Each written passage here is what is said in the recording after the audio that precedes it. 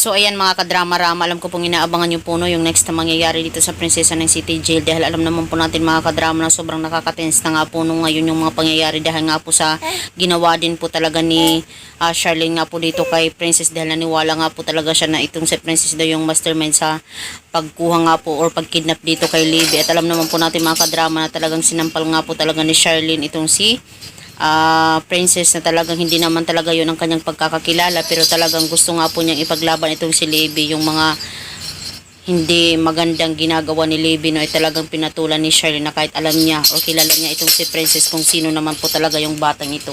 At alam naman po natin mga kadrama na ngayon itong si Leilani ay nagpunta na nga po talaga doon kay Charlene para sabihin nga po talaga yung katotohanan, dahil alam naman po natin na pinapakulong na nga po ni Charlene itong si Princess. At dahil nga po talaga dito mga kadrama, isasabihin na nga po talaga ni Leilani yung katotohanan no, dito kay Charlene, na itong si Princess ang kanyang totoong anak, at saka hindi itong si Libby yung kanyang totoong anak. At dahil nga po talaga dito, dahil naawa na nga po itong si Leilani, kundi sabihin na lang talaga yung katotohanan, kahit alam niya talaga yung magiging consequences ng lahat ng sasabihin niya.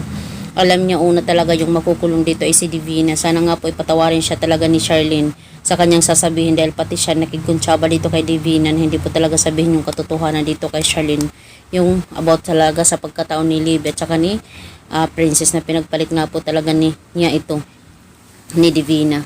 So mga kadrama, dahil nga po sa sasabihin talaga ni Leilani, hindi po talaga makapaniwala itong si Charlene. Sana nga po talaga masabi na nga po ni Leilani yung katotohanan, at wala na po talagang ibang makasagabal pa talaga sa pagsabi ng katotohanan ni Leilani dito kay Charlene. So mga kadrama, maraming salamat again sa palagi niyong panonood.